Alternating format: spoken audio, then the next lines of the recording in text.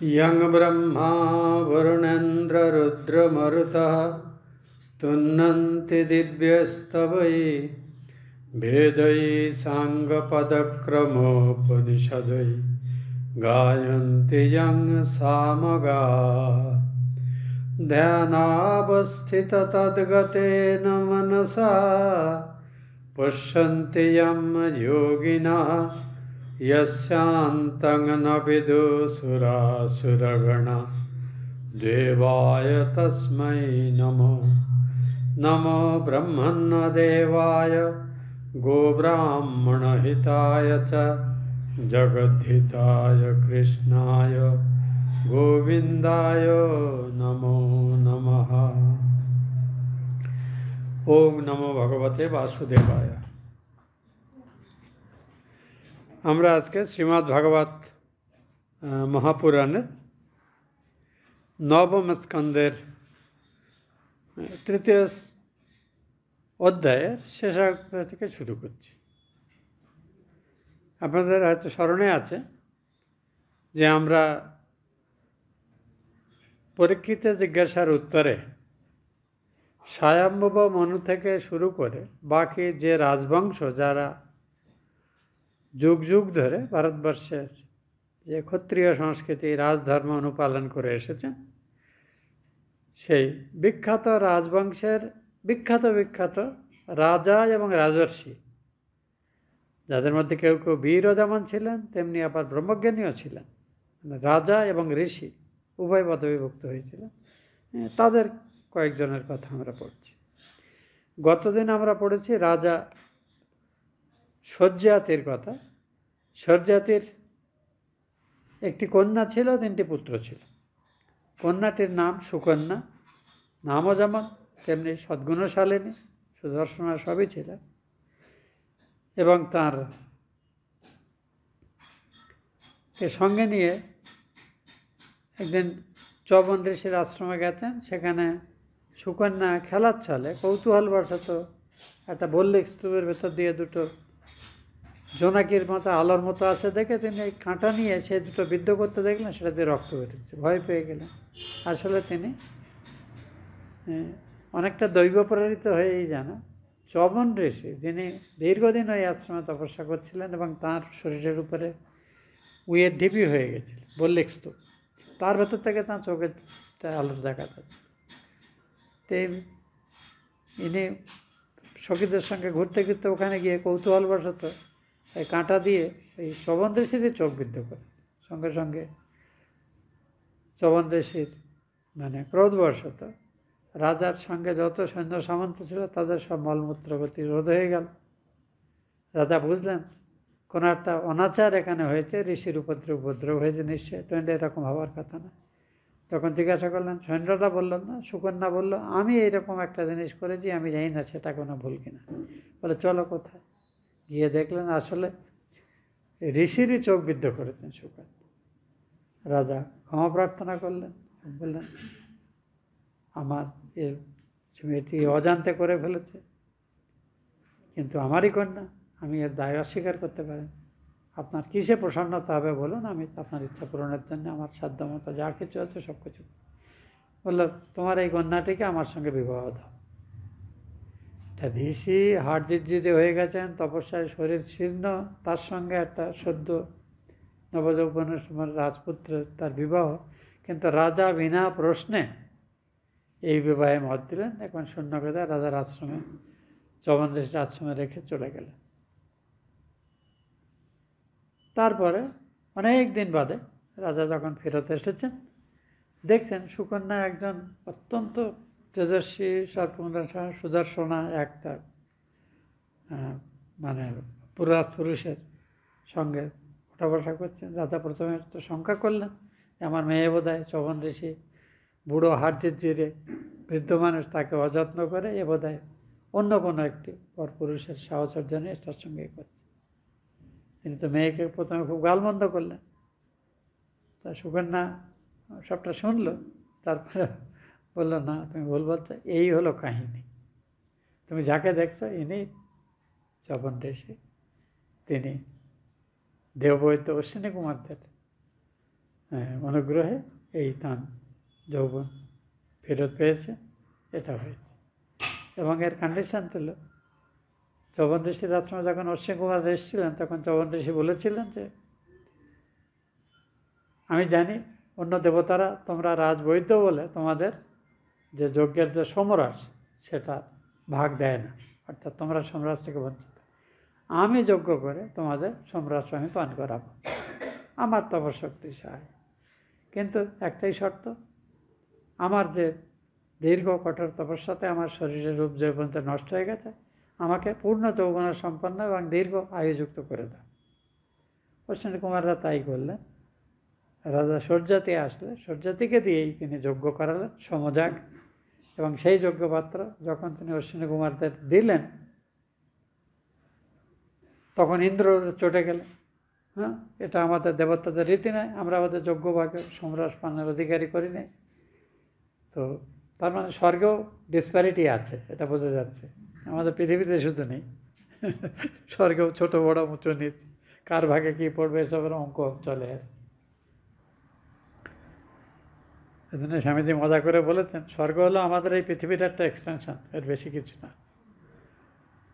তো যে করেছেন, তখন ইন্দ্র এত রেগে গেলেন যে তিনি বজ্র নিয়ে এই যে যজ্ঞ করছিলেন চবন ঋষিকে তো তিনি মারতে পারেন না, কারণ তিনি জানেন তার ফল উল্টো হবে। তিনি সূর্যাতি যিনি যজ্ঞ করছিলেন, যিনি যজমান, তাকেই মারতে যাচ্ছিলেন। চবন ঋষি তাঁর মন্ত্রশক্তির সহায়ে, ব্রহ্মতের সহায়ে ইন্দ্রের বজ্র এবং হাত দুটোকেই তিনি অসাড় করে দিলেন, স্তম্ভিত করে দিলেন। তখন ইন্দ্র বুঝলেন যে আমার যা শক্তি তার থেকে ঋষির অনেক বেশি শক্তিদার, কাজে ইয়ের কথাই মেনে নেওয়া উচিত। তখন চবন ঋষি বললেন, এদের যজ্ঞ ভাগ দিলেন, এবং তখন থেকে অশ্বিনী কুমার দা এরাও যজ্ঞের অধিকারী। এইখানে আমরা শেষ করেছিলাম। এরপরে এই রাজবংশের অবশিষ্ট যে কাহিনী, সেখানে একটি অসাধারণ রাজা এবং অসাধারণ ভক্ত এই রাজবংশেরই, তার কথা আমরা প্রবেশ করতে যাচ্ছি। তো সূর্যাতির 3টি পুত্র ছিল, সুকন্যা তাঁর একমাত্র কন্যা। এই পুত্রদের নাম উত্তানবর্হী, আনর্ত, ভূরিসেন। আনর্তের পুত্র রেবত, ইনি সমুদ্র মধ্যে কুশস্থলী নাম্নী নগরী নির্মাণ করে তথায় অবস্থানপূর্বক আনর্ত ইত্যাদি দেশ পালন করেছিল। তাঁর 100 গুণবান পুত্র জন্মে, কোকুদ্মি তাদের মধ্যে জ্যেষ্ঠ। এই কোকুদ্মির রেবতী নামে একটি কন্যা জন্মে। তিনি স্বীয় কন্যার বর কে হবেন ইহা ব্রহ্মাকে জিজ্ঞেস করবার নিমিত্ত কন্যাকে নিয়ে ব্রহ্মার কাছে গেলেন। তখন ওখানে খুব সঙ্গীতাদি হচ্ছিল, গান টান হচ্ছিল, তাই কিছু অপেক্ষা করলেন। তারপর অবকাশ হলে ব্রহ্মাকে বললেন যে আমি জানতে চাইছি আমার এই কন্যার জন্য সুপাত্র, আমি এই পাত্রের কথা ভেবেছি, আমি কোথায় তাদের পেতে পারি, কিভাবে সেটা বলুন। ব্রহ্মা হাসতে হাসতে বললেন, রাজা, আপনি যেসব বিখ্যাত পুরুষদের জামাতা হিসেবে পাওয়ার জন্য ভেবেছেন, বহুকাল আগে তারা সব পরলোকে চলে গেছে। এমনকি তাদের পুত্র, তাদের পুত্র, তাদের পুত্র, এদেরও অনেকের নাম এখন শোনা যায় না। মানে সপ্তবিংশতি যুগে বিভক্ত কাল অতীত হয়েছে, কাজেই আপনি এদের কাউকে আর আপনি পাবেন না। তো আপনাকে আমি পরামর্শ দিচ্ছি, বর্তমানে ভূভারণের জন্যে শ্রী ভগবান তাঁর নিজের শক্তি সহ জগতে আবির্ভূত হয়েছে। তো উনি বলতে চাইলেন যে মহাবল বলদেব, বলদেব মানে এটা হলো আমাদের শ্রীকৃষ্ণ এবং আমরা বলরামের আর এক নাম বলদেব। তা বলল যে মহাবল বলদেবকে আপনি এই কন্যারত্ন সম্প্রদান করুন। পৃথিবীর ভারণের জন্যে জগতের স্রষ্টা এবং পালয়িতা নারায়ণ স্বয়ং বলদেবের সঙ্গে জগতের দেহ ধারণ করেছে। বলদেবই আপনার এই কন্যার উপযুক্ত পাত্র। তো আপনি তাকে এই কন্যা সম্প্রদান করেন। এই কথা শুনে সরজাতি তখন তাঁর এই কোকদ্মি তাঁর কন্যা রেবতীকে নিয়ে বলদেবের হাতে সমর্পণ করলেন। কিন্তু তার আগে যখন রাজ্যে তিনি ফেরত গেছেন, ব্রহ্মার কাছ থেকে দেখা করে এসে দেখলেন তাঁর ভাইয়েরা সব যক্ষ এবং রাক্ষসদের ভয়ে পরিত্যাগ করে রাজ্য ত্যাগ করে চলে গেছে। তখন তিনি দুঃখিত মনে কন্যাকে নিয়ে বলরামের হাতে সমর্পণ করলেন এবং নিজে বানপ্রস্থ আশ্রমে চলে গেলেন এবং নারায়ণ ঋষির যে আশ্রম, বদরিক আশ্রম, সেই বদরিক আশ্রমে গিয়ে অবশিষ্ট দিনে তিনি তপস্যর্যায় কাটালেন। এই বংশে নভগ বলে একজন রাজা জন্মেছিলেন। এই নভগের বিখ্যাত হলেও নভগের থেকেও আরও বিখ্যাত হন নভগের যে পুত্র, তার নাম নাভাগ। এই নাভাগ ইনিও মনুর পুত্র ছিলেন। ইনি বহুকাল ব্রহ্মচারী রূপে গুরুগৃহে বাস করছিলেন। তিনি যখন গুরুগৃহে বাস করছিলেন সেই সময় ইনি ছিলেন ভাইদের মধ্যে ছোট। তার অবশিষ্ট ভাইয়েরা ওই রাজ্যে রাজ সম্পত্তি টত্তি সব ভাগ করে নিয়েছে। বলেছে ও তো ব্রহ্মচারী হয়ে গেছে, ও আর ফিরবে না, কাজেই বিষয় সম্পত্তি রাজ্যপাটটার তারা সব নিজেদের মধ্যে ভাগ করে নিয়েছে। ইনি গুরুকুল থেকে যখন ফেরত আসলেন, ফেরতে এসে নিজের ভাইদের কাছে বললেন, তা ঠিকই আছে, পিতা তো এখন রিটায়ার করে গেছেন, তা তোমরা তো বিষয় সম্পদ আমার বংশটা কোথায়, আমার অংশ দাও, কারণ আমাকে তো বাঁচতে হবে, আমার জন্য কী রেখেছে? তারা বলল, আমরা তোমার কথা ভুলেই গিয়েছিলাম, ভেবেছিলাম তুমি হয়তো বহুদিন তো চলে গেছো আশ্রমে, তুমি হয়তো ফিরবে না এখানে, আর তোমার ধর্মকর্ম নিয়েই তুমি থাকতে, তো আমরা বিষয় সম্পত্তি ভাগ করি। এখন এই বাবাই শুধু বেঁচে আছেন, বাবাকেই তোমাকে দিয়ে দিলাম, মানে বাবার সম্পত্তি আমরা নিয়ে নিলাম, আর যে ভাইটাকে সম্পত্তি দেওয়া হয়নি তাকে তুমি বাবাটাকে দেখাশোনা করো, বাবাকেই তোমাকে দান করা হলো। কিন্তু ইনি অত্যন্ত সদ্গুণ সম্পন্ন ছিলেন নাভাগ, রাজপুত্র, বয়কনিষ্ঠ। তা বললেন, বাবাকে গিয়ে বললেন, বাবা এটা কীরকম হলো, আপনি বিষয় সম্পত্তি আপনি বর্তমান থাকতে এটা সব এইভাবে নিজে ভাগ করে দিল, আর আপনাকে আমার ভাগে দিচ্ছে, আমি কি করে আপনার দেখাশোনা করব? তোমার পিতা তখন তিনি খুব ধার্মিক মানুষ ছিলেন, রাজা নভগ। তিনি বললেন যে দেখো, তোমার ভাইরা তোমাকে বঞ্চনা করেছে, কাজেই ওই বিষয় সম্পত্তি, যে বিষয় আমার অর্জিত সম্পদ বা রাজ্য যাত্রা ভাগ করে নিয়েছে, সেই সম্পদ দিয়ে তোমার কোনো প্রয়োজন সিদ্ধ হবে না, কিন্তু তোমার জন্য আমি একটি বিশেষ উপায় বলছি, তুমি যদি সেটি করতে পারো তুমি সম্পদ তোমার অভাব হবে না। বললেন, বলুন কী করব? তখন বললেন যে অঙ্গিরার গোত্রে উৎপন্ন ব্রাহ্মণরা বর্তমানে এই আমাদের এখান থেকে খুব বেশি দূরে নয়, সেখানে একটি বিশেষ যজ্ঞ তাঁরা অনুষ্ঠান করছেন এবং সেই যজ্ঞের জন্যে প্রচুর ধনরত্ন সম্পদ আদি বিভিন্ন রাজারা তাঁদের দিয়েছেন। কিন্তু এই যজ্ঞে যেসব করণীয়গুলো করতে হয় তার সব শেষে একটি জায়গা আছে, সেটা বৈশ্যদেব যাগ বলে। এই বৈশ্যদেব যজ্ঞের জন্য যথাযথ যে মন্ত্র ইত্যাদি দরকার, সেটা এই অঙ্গিরার বংশধর ব্রাহ্মণরা জানে না, আমি সেটি জানি। তা তুমি ওদের কাছে গিয়ে ওদেরকে এই যজ্ঞ সম্পন্ন করতে সাহায্য করো, তারপর যজ্ঞ শেষ করে ওরা যখন চলে যাবে তখন যজ্ঞ বর্ষে যত ধনরত্ন থাকবে সেগুলো সব তুমি পাবে। নাভাগ তখন বাবার উপদেশের সঙ্গে বাবাকে নিয়েই ওই যজ্ঞে গেলেন। তো যজ্ঞে গেলে যে সেখানে যজ্ঞ যথারীতি ঋষিরা খুব খুশি হলেন যে তাঁদের যজ্ঞটা একটা অংশ যেন অপূর্ণ থেকে যাচ্ছিল। এই নাভাগের সহায়তায় তিনি তো গুরুকুলে সব শিখেছিলেন। এখানে প্রসঙ্গত বলি, ইনি রাজার ছেলে, বর্ণ হিসেবে ক্ষত্রিয়, তাহলে ইনি কী করে জানলেন? মনে রাখবেন, শূদ্র গোষ্ঠী ছাড়া শূদ্রবর্ণ বলে তারা অন্তর্ভুক্ত হতেন। এটা আমাদের বর্তমানের কাস্ট সিস্টেম না, এটা ব্রিটিশদের তৈরি করা একটি বদমাইশি ব্যাপার।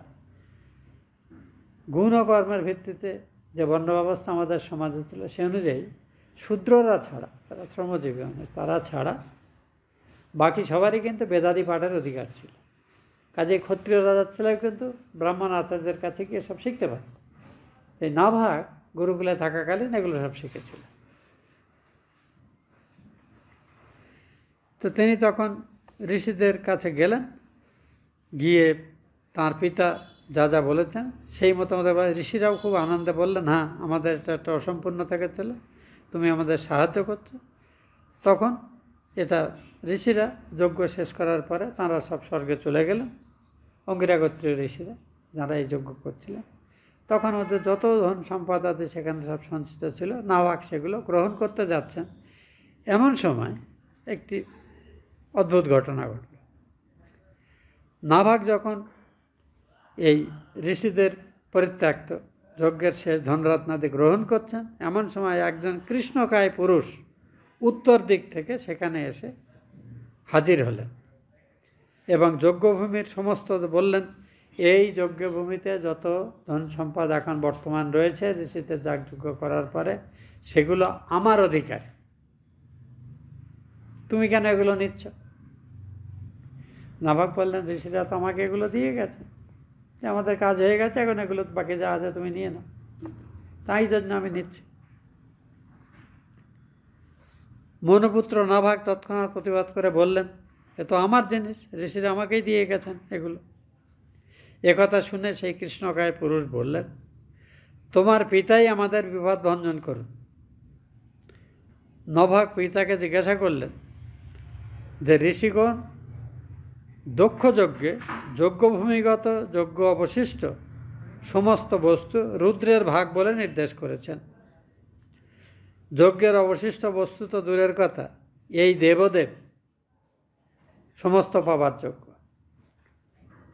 নাভাগের বাবা অর্থাৎ রাজা নভাগ তিনি কিন্তু বুঝতে পেরেছিলেন ইনি আর কেউ না, ইনি হলেন রুদ্রদেব।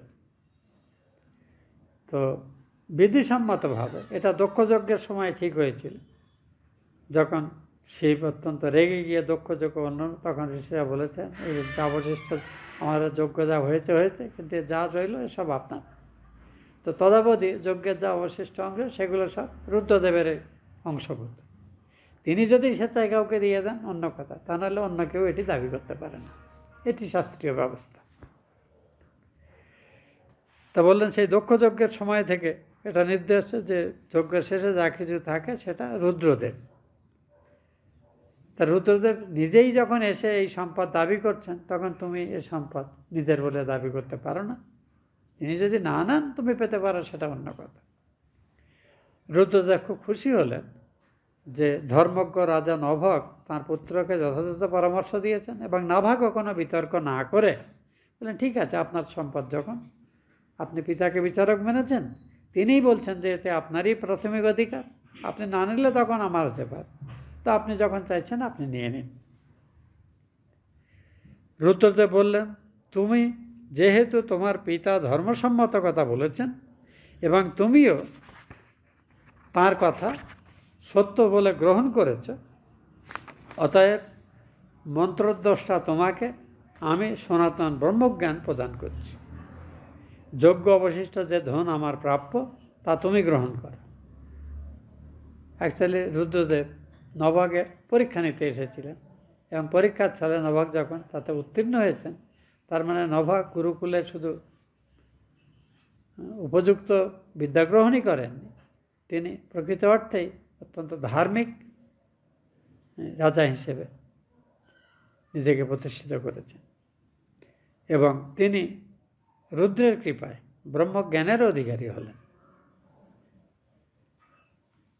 এই বলে ধর্মবৎসল ভগবান রুদ্র অন্তর্হিত হলেন, যিনি প্রাতঃকালে এবং সায়ংকালে সুসমাহিত চিত্তে এই কাহিনী স্মরণ করেন, তিনি বিদ্বান এবং মন্ত্রজ্ঞ হবেন এবং তাঁর আত্মদর্শনের সামর্থ্য তাঁর হবে।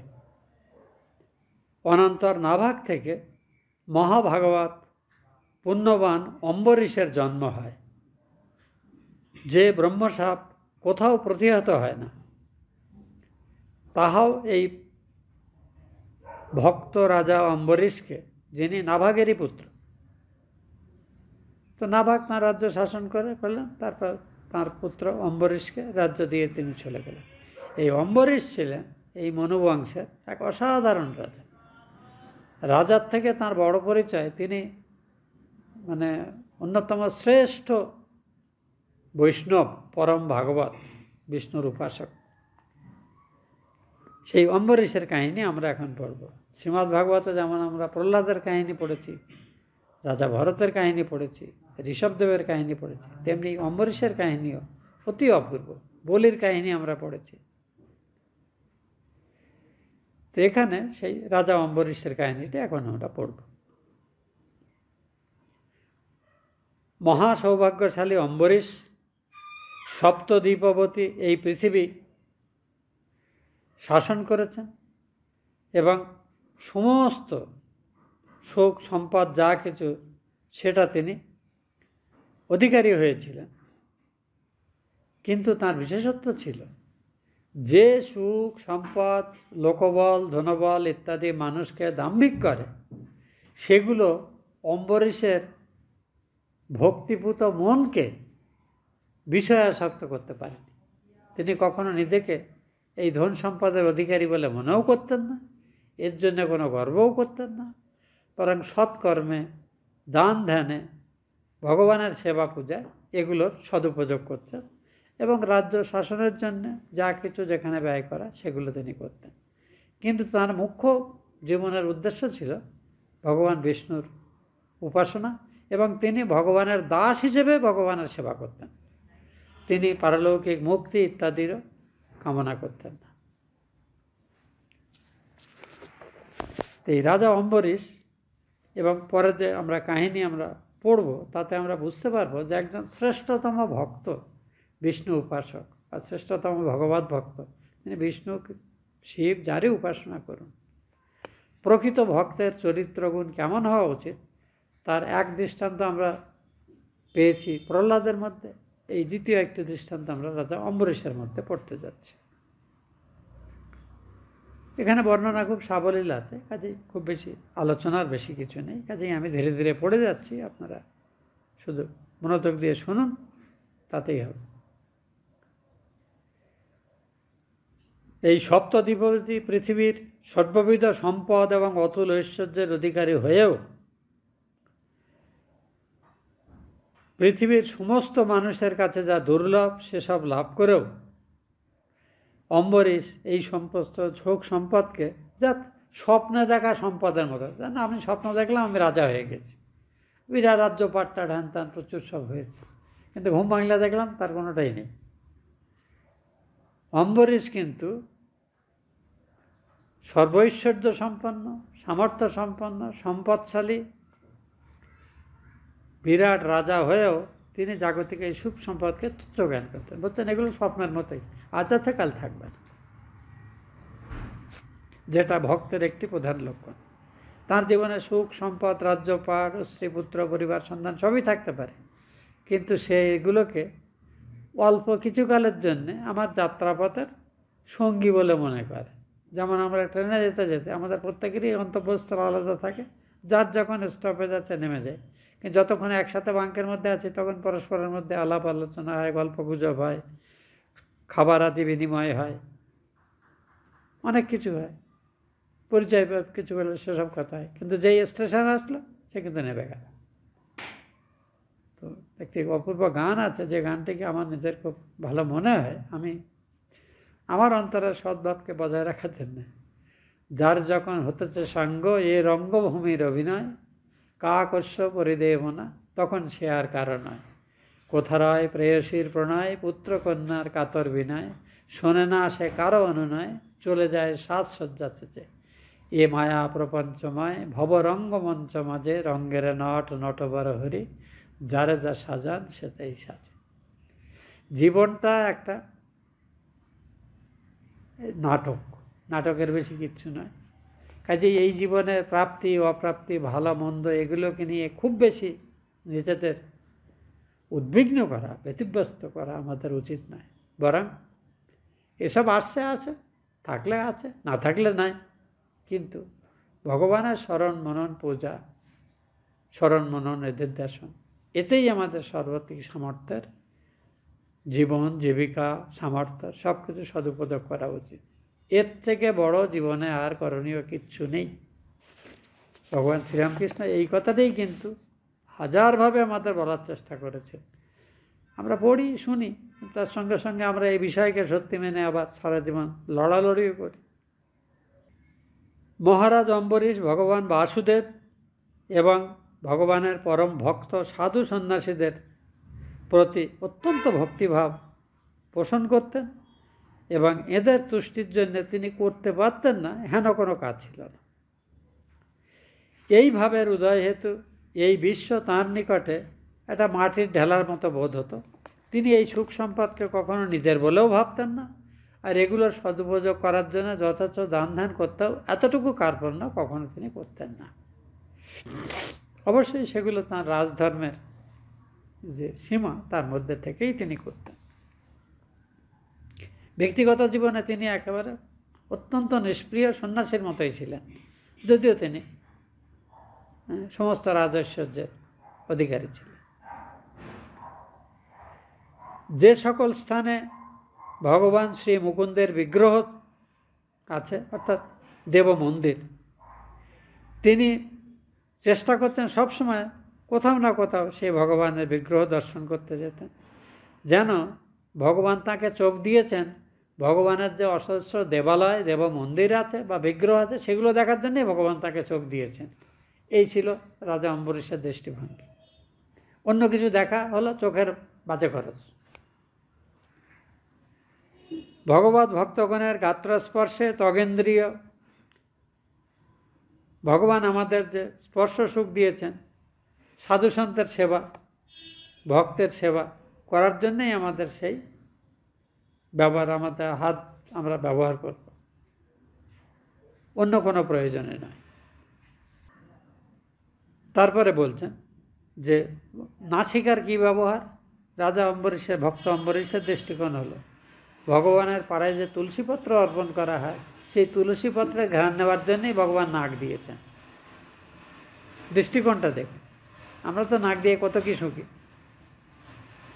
কিন্তু রাজা অম্বরীশের কথাটা নাসিকান্দ্রিয় ঘ্রাণেন্দ্রিয় যে ভগবান দিয়েছেন তার সদুপযোগ হলো ভগবানের ওই যে অর্পিত যে তুলসীপত্র, যা ভগবানের অত্যন্ত প্রিয়, সেই তুলসীপত্রে ঘ্রাণ নেওয়ার জন্যই ভগবান নাক দিয়েছেন। জিহ্বা কেন? আমরা জিহ্বা দিয়ে তো দেশি বিদেশি আরও কত রকম কী খাবার আজকাল সব তৈরি হচ্ছে, সেগুলো খাওয়ার জন্য আমরা সবসময় ছটফট করি। আমিষে না হলে মন ভরে না ইত্যাদি কত কী সব আছে আমাদের। কিন্তু রাজা অম্বরীশের কথা হলো ভগবান জিহ্বা কেন দিয়েছেন? ভগবানকে যে প্রসাদ অর্পণ করা হয় সেই প্রসাদ আস্বাদনের জন্যই শুধু ভগবান জীব দিয়েছেন। অর্থাৎ প্রসাদ যা নয় তেমন কেন কিছু ভক্ষণ করার জন্য ভগবান আমাদের জিহ্বা দেননি। জিহ্বা দুটো ফাংশন, একটা হলো খাওয়ার আস্বাদ করা, আর একটা হলো কথা বলা। শুধু ভগবানের কথা, ভক্তদের লীলা কথা, ভগবানের লীলা কথা কীর্তন শ্রবণ আলোচনা, এটার জন্যই জিহ্বার সদ্ব্যবহার হবে। এছাড়া অন্য যে কোনো কাজে জিহ্বার ব্যবহার মানে জিহ্বার অপচয় করা। তাহলে দেখুন ভগবান যতগুলো ইন্দ্রিয় দিয়েছেন সমস্ত ইন্দ্রিয় দিয়ে ভগবানকেই আস্বাদন করা, ভগবানের লীলা বিলাসে অংশ নেওয়া, এটাই জীবনের পরম উদ্দেশ্য। এই ছিল ভক্ত অম্বরীশের জীবন সম্পর্কে দৃষ্টিভঙ্গি। পা কেন দিয়েছেন?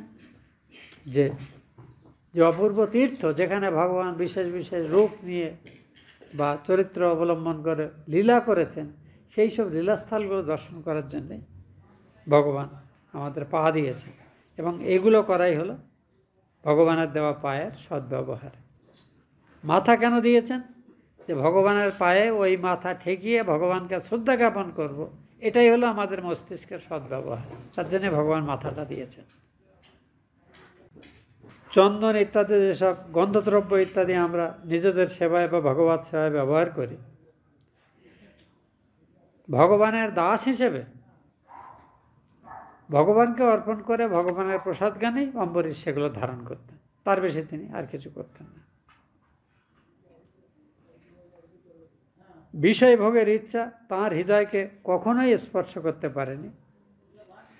যারা উত্তম শ্লোক শ্রী ভগবানের ভক্ত, তাঁরা যে ধরনের আনন্দ লাভ করে থাকেন, তিনি যাতে সেই পরম ভাব প্রাপ্ত হন, সেটাই তাঁর জীবনের একমাত্র লক্ষ্য ছিল।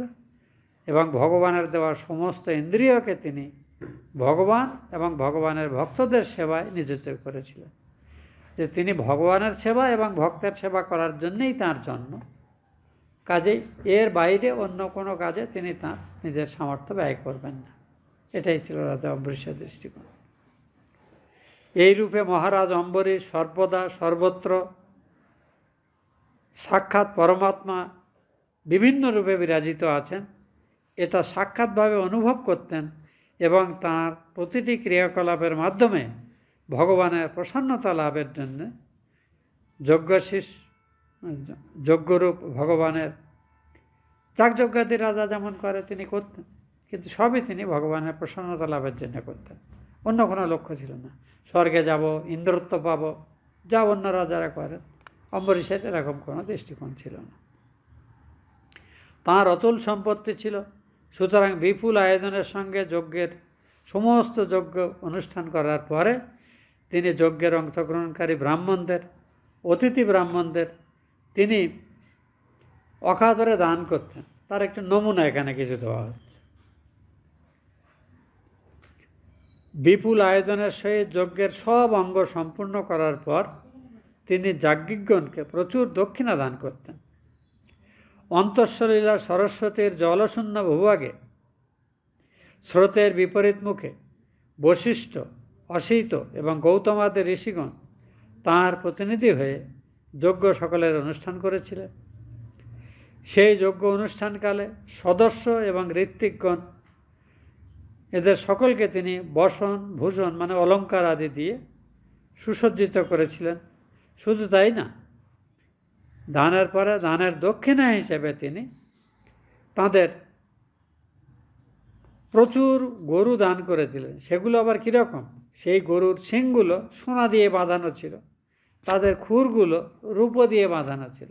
এরকম অবস্থায় গরু সজ্জিত করে সেগুলোই তিনি এই ব্রাহ্মণদের এবং যাজ্ঞিকদের তিনি দান করেছিলেন। অম্বরীশের অনুগত জনগণ সর্বদা তাঁর মতোই অথবা তাঁকে দেখে উদ্দীপ্ত হয়ে ভগবান নারায়ণের লীলাগান, তাঁর লীলা শ্রবণ এসব করতেন।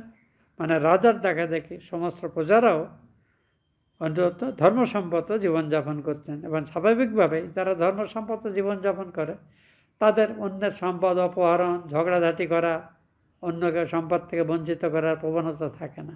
ফলে সমাজে শান্তি এবং আনন্দেরই পূর্ণমাত্রায় বর্তমান থাকে।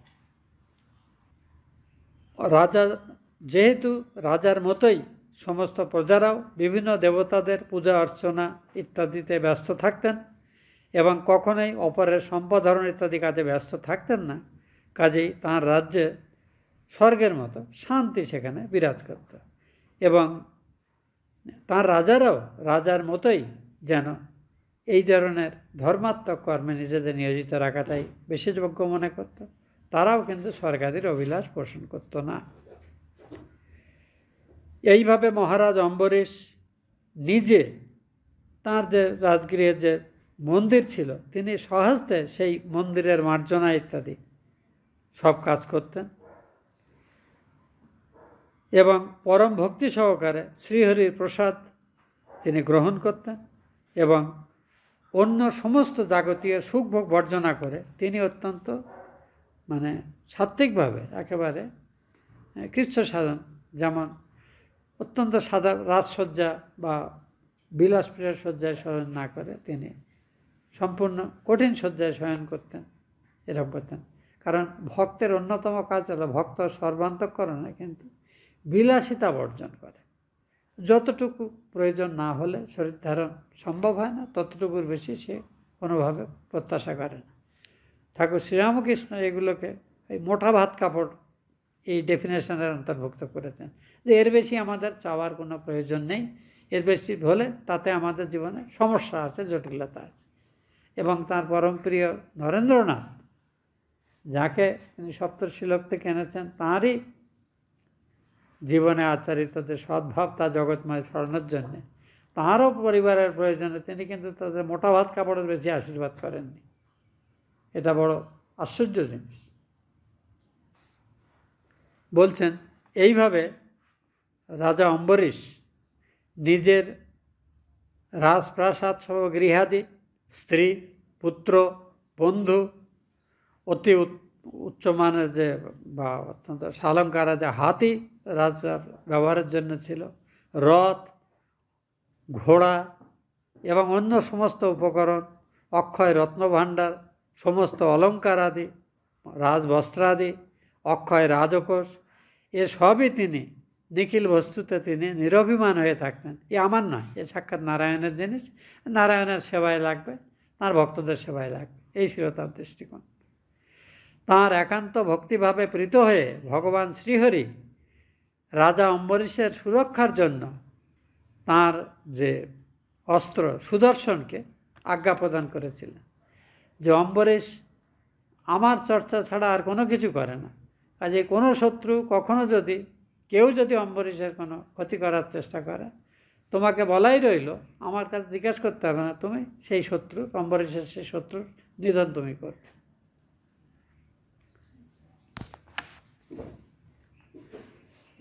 তো এইভাবে স্বয়ং বিষ্ণু, এখানে একটা সুন্দর কথা, গীতাতে আমরা একটা শ্লোক পড়েছি, আমরা বিভিন্ন সময় আলোচনাও করেছি প্রসঙ্গত, অনন্য চিন্তায়ন্তরিমাং যে জনা পরিজুপাসতে তেষাং নিত্যাভিযুক্তানাম যোগক্ষেমং বহাম্যহম।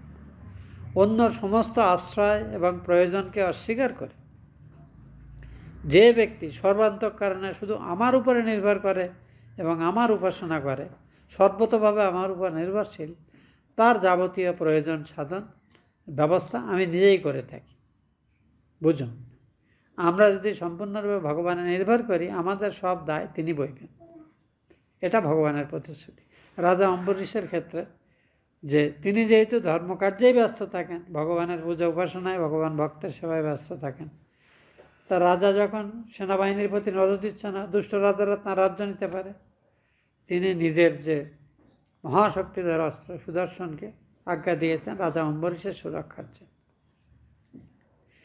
একবার মহারাজ শ্রীকৃষ্ণের আরাধনার জন্য তিনি তার নিজ এবং ভাগ্যগুণে অম্বরীশ যাকে পত্নীরূপে পেয়েছিলেন, তার পত্নী অত্যন্ত ধর্মপ্রাণা ছিলেন এবং সর্বতোভাবে তাঁর এই ধর্মকার্যের সহযোগিনী ছিলেন। মহারাজ কৃষ্ণের আরাধনা করবার অভিপ্রায়ে নিজের মতোই সদ্গুণ সম্পন্না মহিষীর সঙ্গে 1 বৎসর ব্যাপী একটি যজ্ঞ ব্রত পালনের সিদ্ধান্ত নিলেন। এই ব্রতটির নাম হলো দ্বাদশী ব্রত।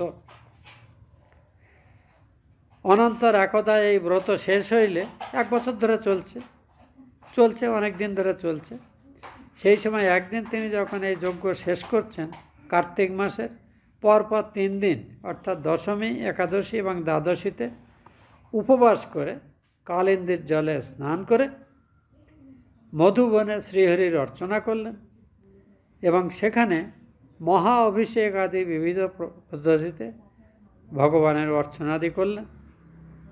বসন, আবরণ, গন্ধ, মাল্য, পাদ্য, অর্ঘ্য প্রভৃতি সব উপকরণ সমর্পণ করে, মানে একনিষ্ঠ চিত্তে শ্রী কেশবের পূজা করলেন এবং যেসব ব্রাহ্মণ আপ্তকাম এবং মহাভাগ, তাহাদিগকেও ভক্তি বলে অর্চনা করলেন।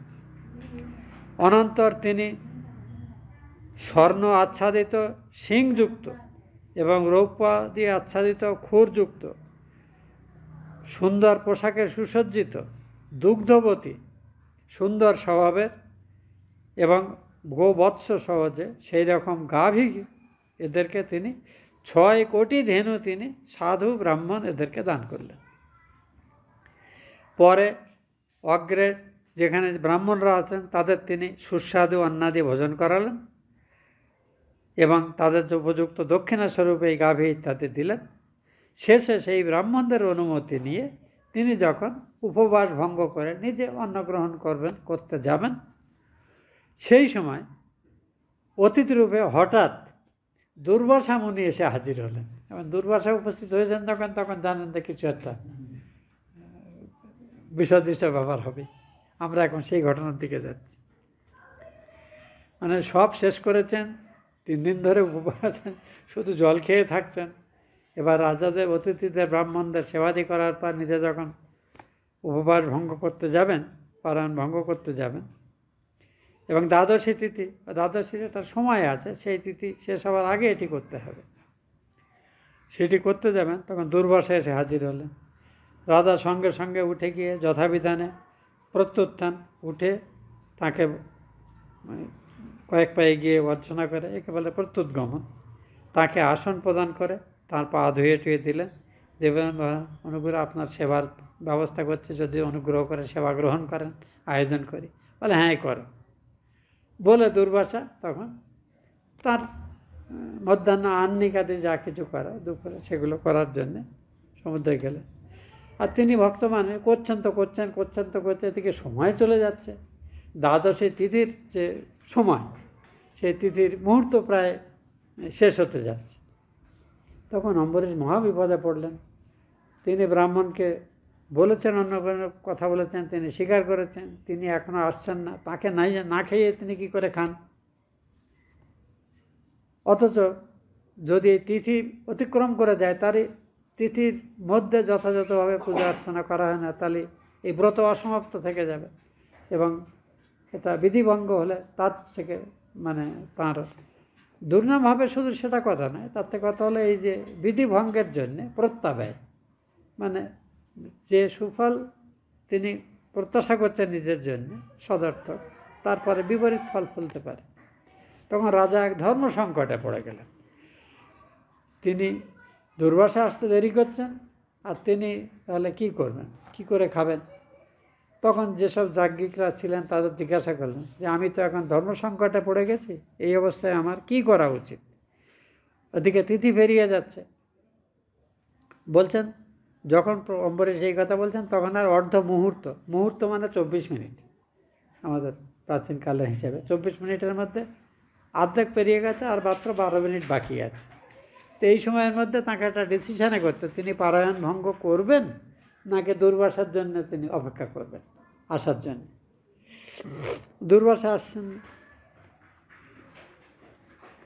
তখন ঋষিরা বললেন, তোমার সে শাস্ত্রে আছে জল গ্রহণকে খাদ্য হিসেবেও গ্রহণ করা যায়, আবার এটা খাদ্য নয় বলেও বিবেচিত হয়। তো আপনি এই পরিস্থিতিতে ব্রতের নিয়ম যাতে লঙ্ঘিত না হয়, তাদের তিথি অতিক্রম করার আগে আপনি শুধু জল গ্রহণ করে পারায়ণ সারতে পারেন। তারপর ঋষি আসলে, ঋষির সেবাদি হয়ে গেলে তখন আপনি অন্নাদি গ্রহণ করবেন। তখন এই প্রসঙ্গে অম্বরীশ তখন ঋষিদের কথা মেনে ওই জাস্ট তিথি অতিক্রম করার একটু আগে সামান্য জল খেয়ে তিনি নিয়ম রক্ষা করলেন। তার কিছু পরেই দুর্বাসা এসে হাজির হলেন। দুর্বাসাকে কিছু বলতে হলে তিনি জানতে পারলেন যে রাজা আমাকে না খাইয়ে আমাকে খাওয়ার পরামর্শ দিয়েছে, আমি রাজি হয়েছি, এবার আমি এসে খেতে, আমাকে খাওয়ার আগে রাজা নিজে খেয়েছে বলে তখন তিনি ভয়ঙ্কর রেগে গেলেন। আর দুর্বাসার রাগ তো সে তো আর বলার নয়। তো রেগে গিয়ে তখন তিনি করতে বললেন যে তুমি নিজে ধার্মিক বলে নিজেকে গর্ব করো, কিন্তু তোমার এই ধন সম্পদের অহংকার হয়েছে, তুমি রাজধর্ম পালন করো, ভক্ত বলে নিজেকে জাহির করো। তুমি সদ্ব্রাহ্মণকে আতিথ্যের আহ্বান করে সেই ব্রাহ্মণের অতিথি সেবা করার আগেই তুমি নিজে খাবার খেয়েছ, মহা অপরাধ করেছ, এর ফল তুমি এখনই পাবে বলে তখন নিজের একটা জটা ছিঁড়ে তিনি মাটিতে ফেললেন। সঙ্গে সঙ্গে একটা ভীষণ রাক্ষস আকার কৃত্য, তার হাতে বিরাট অসি এবং তার মুখ দিয়ে আগুন রয়েছে, সে আসছে পছন্দের অম্বরীশকে মারতে যাচ্ছে। দুর্বাসা তর্জন গর্জন সবই করলেন, কৃত্তিকাও তাকে মারতে আসছে। যখন এটা হচ্ছে, অম্বরীশ কিন্তু একটুও বিচলিত না হয়ে, ভয় না পেয়ে বা আত্মরক্ষার কোনো চেষ্টা না করে শুধু হাত জোড় করে দাঁড়িয়ে আছে। সেই সময় ঘটল অদ্ভুত এক ঘটনা। ক্রোধ, তাহলে একটুখানি আগে থেকে পড়ি। ক্রোধে দুর্বাসার সমস্ত গাত্র কম্পিত হতে থাকলো, তার ভ্রুকুটি কুটিল হয়ে উঠল। তিনি ক্ষুধার্তামতি কৃতাঞ্জলি রাজাকে, হাত জোড় করে আছেন রাজা, উদ্দেশ্যে বলতে লাগলেন যে সম্পদের অহংকারে তোমার মাথা খারাপ হয়ে গেছে, তুমি পাগল হয়ে গেছে, তুমি বিষ্ণুর ভক্ত নও, তুমি অভক্ত। তুমি আমাকে মানে আতিথ্যতার নিজেই প্রস্তাব দিয়েছ, আমি অতিথি রূপে সমাগত হয়েছি, আতিথ্য করবার নিমিত্ত আমাকে নিমন্ত্রণ করে আমাকে ভোজন না করিয়েই তুমি নিজে ভোজন করেছ, তজ্জন্য আমি তোমাকে এইক্ষণেই তার প্রতিফল দেব। ক্রোধে প্রজ্বলিত মুনি এই কথা বলে একটি জটা উৎপাটিত করলেন এবং রাজাকে বধ করবার নিমিত্ত তদ্বারা কালানলের সদৃশী, মানে মহাকাল যখন পৃথিবী ধ্বংস করার জন্য সব কিছু উত্তপ্ত পুড়িয়ে জ্বালিয়ে দেন আর কি, সেটাকে কালানল বলে। কালানলের মতোই একটি ভয়ঙ্কর শক্তিসম্পন্ন কৃত্যা অর্থাৎ অপদেবতা সৃষ্টি করলেন। নৃপতি প্রদীপ্তা অসিহস্তা তাহাকে পদভারে কম্পিত করতে করতে নিজের অজমিকে আসতে দেখেও এতটুকু মাত্র বিচলিত হলেন। অম্বরীশ কিন্তু একটা ভয়ঙ্কর চেহারাযুক্ত একদম মানে বিরাট অসি নিয়ে তাকে বধ করতে আসছে, সেটা দেখেও কিন্তু এতটুকু তিনি বিচলিত হলেন না। এদিকে দাবাগ্নি যেরূপ ক্রুদ্ধ সাপকে খেয়ে নেয়, অর্থাৎ জঙ্গলে আগুন হলে, জঙ্গলে বিষধর সাপ থাকে, কিন্তু সেই জঙ্গলে যে আগুন লেগে যায়, সে আগুন কিন্তু বিষধর সাপ দ্বারা হজম করে ফেলে, পুড়িয়ে ফেলে। তো ঠিক সেইভাবে এই কীর্তা যখন আসছিল ক্রুদ্ধ সর্পকে দগ্ধ করে, সেইরূপ শ্রীহরির রক্ষাকর্তা সেই চক্র প্রবল বেগে অম্বরীশের সামনেই, মানে অম্বরীশের কাছে পৌঁছানোর আগে সেই কীর্তাকে পুড়িয়ে নিঃশেষ করে দিল। সুদর্শন চক্রের প্রভাবে সে মারা গেল। অনন্তর দুর্বাসা নিজ প্রয়াস নিষ্ফল হলো দেখে এবং সেই কীর্তাকে মেরে চক্র তখন দুর্বাসার দিকে আসছে যে তুমি আমার ভক্তকে, কারণ ভগবান তাকে বলেছেন যে অম্বরীশকে রক্ষা করা তোমার কাজ। তো অম্বরীশের ক্ষতি করতে চাইছেন দুর্বাসা, তখন চক্র তখন কীর্তাকে মেরে তারপরে দুর্বাসাকে তাড়া করেছে। দুর্বাসা প্রাণ ভয়ে দিক বিদিক এদিকে ওদিকে সর্বত ছুটতে লাগলেন। যেদিকেই যান দেখা গেল প্রচণ্ড অগ্নিকুণ্ডের মতো সেই চক্র ঘুরতে ঘুরতে তাঁকে ধাওয়া করছে। ভগবানের চক্র তাঁর পেছনে পেছনে থাকলো। মুনি চক্রকে সেইভাবে নিজের পশ্চাতে আসতে দেখে সুমেরুর গুহায় প্রবেশ করবার অভিপ্রায়ে তিনি দৌড়লেন। তিনি দিক বিদিক জ্ঞান শুনে সব দিকে সেখানে গেলেন, কিন্তু দেখা গেল চক্র তাকে সেখানেও ধাওয়া করছে। নবস্থল, পৃথিবী, বিবর, সমুদ্র, লোকপালগণের ধামসমূহ এবং স্বর্গেও গমন করলেন, দেখলেন যে চক্র তাঁর পিছু ধাওয়া করছে। যে যে স্থানে পলায়ন করলেন সেই সেই স্থানে দুঃসহ সুদর্শন চক্রকে তিনি দেখতে পেলেন। এই রূপে তিনি ভীত চিত্তে আশ্রয় অন্বেষণ করতে করতে যখন কোথাও আশ্রয় প্রাপ্ত হলেন না, তখন স্বয়ং ব্রহ্মার কাছে গিয়ে বললেন যে পিতামহ, আপনি আমাকে রক্ষা করুন, এই চক্র আমাকে নিদান করছে, শ্রীহরির এই চক্র থেকে আমাকে রক্ষা করুন। ব্রহ্মা বললেন যে দ্বিপরার্ধকালে ভগবান খেলার ছলে আমাকে দিয়ে এই যে বিশ্ব সৃষ্টি করেছেন, আমার আয়ুষ্কাল শেষ হলে তিনিই আবার নিজ হস্তে এই সৃষ্টিকে ধ্বংস করবেন। এই চক্র সেই ভগবানের শক্তিতে শক্তিমান, কাজে এই চক্রকে প্রতিহত করা আমার সামর্থ্য নেই, তুমি বরং অন্য কারোর কাছে যাও। ব্রহ্মা বললেন এই চক্র থেকে তোমাকে, বিষ্ণুর এই চক্র থেকে তোমাকে রক্ষা করা আমার সামর্থ্য নেই, কাজে তুমি বরং কৈলাসর শিব আছেন, শিবের কাছে যাও। তখন দুর্বাসা তখন ব্রহ্মাকে দিয়ে উদ্ধার হল, তখন কৈলাসের দিকে ছুটলেন। ব্রহ্মাণ্ড, ব্রহ্মার দেহ, ব্রহ্মা ও জীব, মহান পরমেশ্বরের এদৃশ্য অন্য সহস্র সহস্র ব্রহ্মাণ্ড সৃষ্টিকালে উদ্ভূত হয়, আবার প্রলয়কালে ভগবানে লীন হয়ে যায়। এই সব ব্রহ্মাণ্ডে আমরা লোকেশ্বরগণ বলে অভিমান করে থাকি, এই ভুল করি যে আমরা এসব পালন করছি, আমাদের এত ক্ষমতা অত ক্ষমতা। কিন্তু আমি, সনত কুমার, নারদ, ভগবান ব্রহ্মা, অজ্ঞানরহিত কপিল, দেবল, ধর্ম, আসুরি, মরীচি প্রভৃতি সর্বজ্ঞ সিদ্ধেশ্বরগণ, আমরা সকলেই বিষ্ণুর মায়ায় কিন্তু আবৃত হয়ে আমাদের যে অসহায়তা সেটা না বুঝে অভিমান করে থাকি। শঙ্করকে যখন বললেন, শঙ্কর এইসব কথা তখন দুর্বাসাকে বলছেন যে তুমি আমার কাছে এসছো, শুধু আমি না, ব্রহ্মা, আমি এবং আরও যত দেবতারা এই সারা পৃথিবীর বিভিন্ন কর্মসমূহের পশ্চাতে ক্রিয়া করেন, অধিষ্ঠিত দেবতা, তারা সবাই কিন্তু বিষ্ণুর আজ্ঞার অধীন। সেই বিষ্ণু ইচ্ছামাত্রে আমাদের সৃষ্টি করেন, ইচ্ছামাত্রে আমাদের ধ্বংস করতে পারেন। তাঁর অস্ত্র এই সুদর্শনকে প্রতিহত করা আমারও সামর্থ্যের বাইরে। অনন্তর দুর্বাসা নিরাশ হয়ে বৈকুণ্ঠধামে ভগবান শ্রীনিবাস লক্ষ্মী দেবীর সহিত বিরাজিত যেখানে, সেখানে গমন করলেন। শেষে সাক্ষাৎ বিষ্ণুর কাছে গিয়েই দুর্বাসা হাজির হলেন এবং তাঁর পাদমূলে পতিত হয়ে বললেন, ভগবান, এই অস্ত্রের হাত থেকে আমাকে রক্ষা করুন। আপনি সকলের আশ্রয়, আমিও আপনার পাদপদ্ম আশ্রয় করছি, দয়া করে আপনি আমাকে এই অস্ত্রের প্রভাব থেকে রক্ষা করুন। আপনি এই বিশ্ব সৃষ্টি করেছেন, আমি আপনার কাছে অপরাধ করেছি, আমাকে রক্ষা করুন। আমি আপনার পরম প্রভাব না জেনে আপনার ভক্তকে কষ্ট দিয়েছি, সেই জন্যে এই চক্র আমাকে নিহত করার জন্যে আসছে।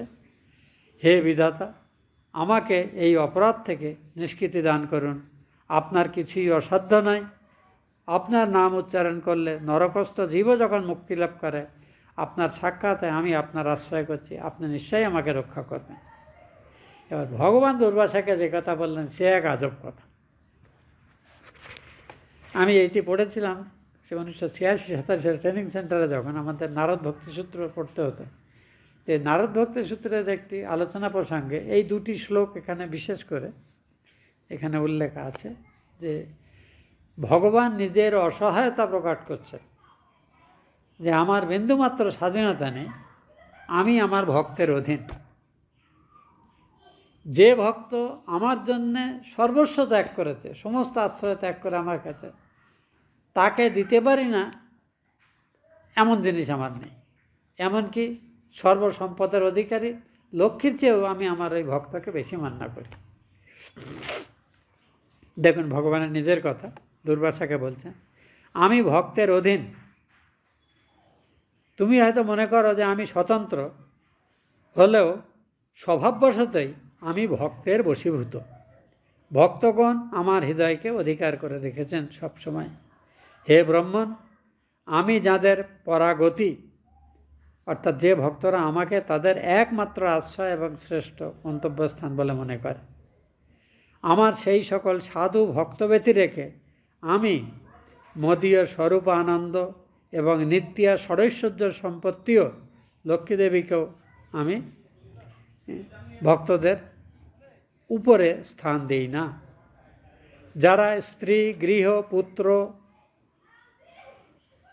আপ্ত, প্রাণ প্রভৃতি সম্পদ, এমনকি ইহলোক এবং পরলোক পর্যন্ত পরিত্যাগ করে শুধুমাত্র আমাকেই আমারই উপাসনা করে এবং আমারই শরণাগত হয়, তাদেরকে আমি কি করে ত্যাগ করব? আমার জন্য যারা সর্বস্ব ত্যাগ করেছে, আমি তাদের ত্যাগ করব কি করে? তাহলে আমি সত্যের অপলাপ হয়ে যাব। আমি সেটা করতে পারি না। যাদের হৃদয় আমাদের নিবদ্ধ রয়েছে সেই সকল সমদর্শন সাধুগণ আমাকে বশীভূত করেছেন, ঠিক যেমন সাধ্বী স্ত্রী সাধু চরিত্র পতিকে বশীভূত করেন। দেখুন, আমরা সমাজে দাম্পত্য সম্পর্ক নিয়ে আমরা সমাজের আমাদের অনেকেই বাঁচতে হয়। স্বামী সদ্গুণশালী হতে পারেন, কিন্তু স্ত্রী সবসময় সদ্গুণশালিনী হন না বা স্বামীর সহযোগী করেন না।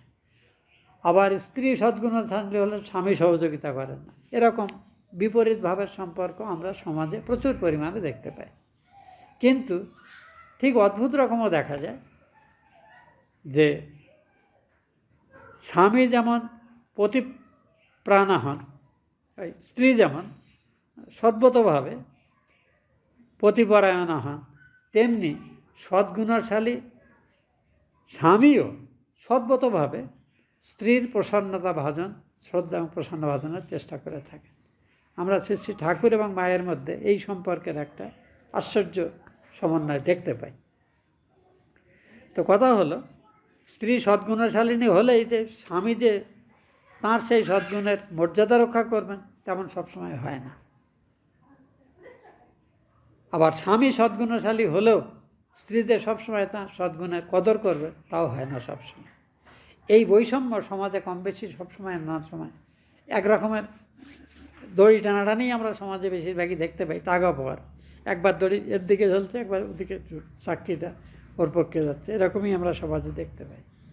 এখানে একটি আশ্চর্য উদাহরণ নারায়ণ দিচ্ছেন দুর্বাসাকে বোঝাতে গিয়ে, যে অত্যন্ত সদ্গুণসম্পন্না পতিপরায়ণা স্ত্রী তাঁর সেবা এবং আত্মত্যাগের দ্বারা যেভাবে সদ্গুণশালী সমান গুণসম্পন্না পতিকে সম্পূর্ণ বশীভূত করেন, ঠিক সেইভাবে ভক্তরা, আমার পরম ভক্ত যারা, তারা আমাকে বশীভূত করে রেখেছে, ফলে তাদের কাছে আমি অসহায়।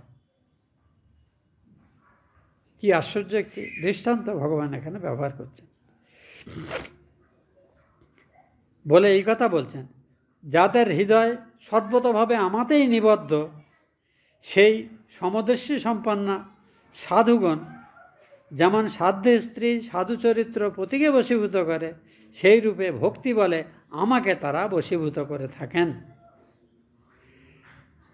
তারা আমার সেবা দ্বারা শালক্যাদি চতুর্বিধ পুরুষার্থ লাভের অধিকারী হয়েও যেহেতু সেবানন্দে পরিপূর্ণ থাকেন, এই নিমিত্ত তারা অভিলাষ করেন না।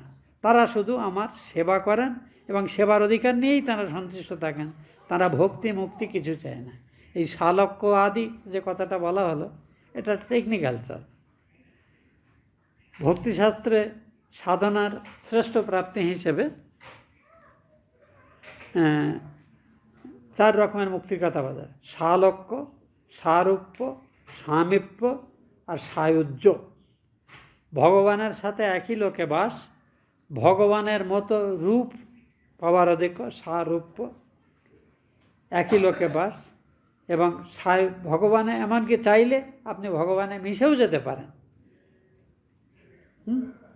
তো এই সবগুলো শক্তি সামর্থ্য। ভক্ত কিন্তু এ ধরনের কোনোটাই, ভক্ত শুধু সেবার অধিকার চায় এবং ভগবানের সেবা করাকে জীবনের শ্রেষ্ঠ কর্তব্য মনে করে। মানে এমনকি নিজের পারলৌকিক মুক্তিও চায় না, এমন যে ভক্ত, সেই হলে এই ভাগবত ধর্ম অনুযায়ী শ্রেষ্ঠ ভক্ত।